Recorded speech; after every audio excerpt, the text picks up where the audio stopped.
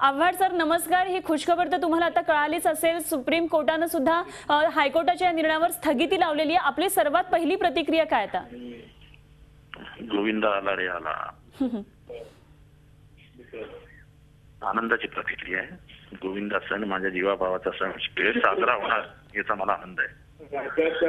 बरं, सुप्रीम कोर्टाने सांगितलेले हा निर्णय देताना, ही स्थगिती दाखवताना की काही गोष्टी आहेत त्या मात्र जरूर पाळाव्यात, जसं की सुरक्षितता आहे, काही नियम आहेत जे बाल हक्क आयोगाने सुचवलेले आहेत त्याचं पालन करावं। आपण काय सांगाल?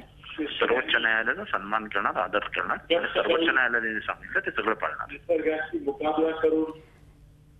ठीक आहे, धन्यवाद। आपण बोललात, प्रतिक्रिया दिली। जितेंद्र आव्हाड आपल्या बरोबर होते। आपल्या बरोबर याचिकाकर्त्या त्या हायकोर्टमध्ये ज्यांनी याचिका दाखल केलेली होती, असे निर्बंध आणावेत अशी ज्यांनी याचिका केली होती, स्वाती पाटील सध्या आपल्या बरोबर आहेत। स्वातीताई, सांगाल काय नेमकं या निर्णयाबाबत आपलं म्हणणं आहे? सुप्रीम कोर्टाने हायकोर्टाच्या निर्णयावर स्टे आणलेला आहे।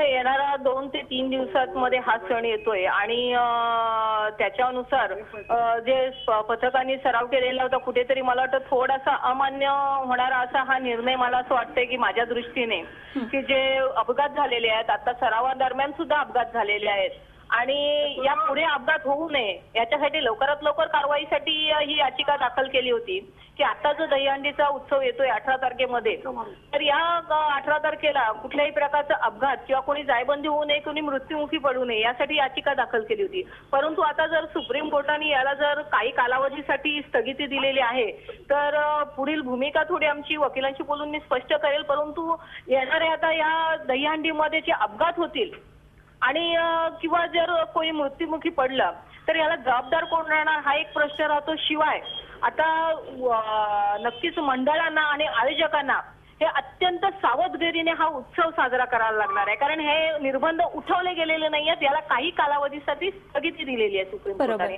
आणि नक्कीच आमचा हा प्रयत्न राहील की कुठेतरी थांबलं पाहिजे, स्पर्धा थांबली पाहिजे, कोणताही उत्सव किंवा सण बंद केलेला नाही किंवा तो थांबवलेला नाही। अगदी बरोबर, धन्यवाद। तुम्ही आमच्याबरोबर बोललात। स्वाती पाटील आपल्या बरोबर होत्या, हायकोर्टमध्ये ज्यांनी याचिका दाखल केली होती।